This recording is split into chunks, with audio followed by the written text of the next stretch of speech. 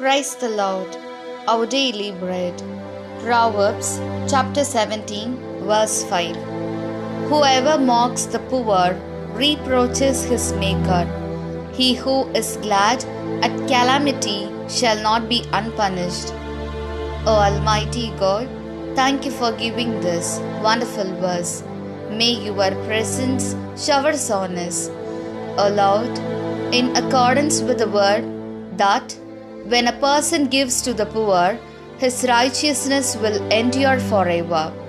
Bless us to live steadfastly in Christ Jesus, whether we see the poor in front of us or not, without mocking and hurting their feelings, but helping them as much as we can.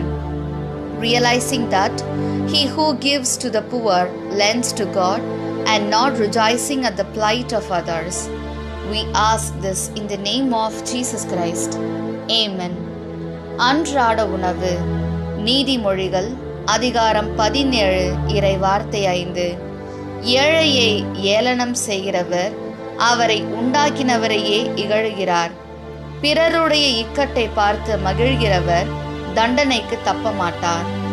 அன்பின் தகப்பனே, இன்றைய நாளிலே இந்த இறை மன்னாவை கொடுத்ததற்காக நன்றி ஆண்டவரே.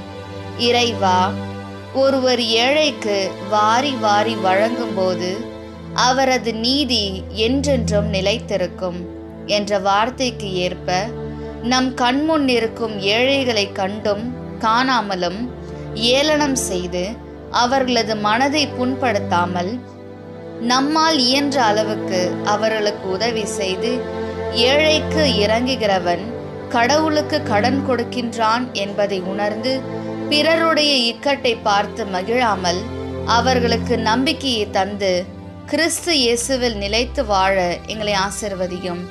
ஆமீன். அன்னன்னுள்ள போஜனம். சுபாஷிதங்கள் 17 അധ്യായം 5 വാക്യം. ദരിദ്രരെ പരിഹസിക്കുന്നവൻ സൃഷ്ടാവിനെ നിന്ദിക്കുന്നു. മറ്റുള്ളവരുടെ അത്യാഹിതത്തിൽ സന്തോഷിക്കുന്നവൻ ശിക്ഷിക്കപ്പെടാതിരിക്കുകയില്ല. ദൈവമേ, ദരിദ്രരെ കണ്ട് പരിഹസിക്കാതെ വേദനിപ്പിക്കാതെ അവരെ സഹായിക്കുവാൻ അവരുടെ കഷ്ടകാലത്ത് അവരുടെ ആവശ്യങ്ങൾ നിറവേറ്റി കൊടുക്കുവാൻ ഞങ്ങളെ അനുഗ്രഹിക്കണമേ. ആമേൻ.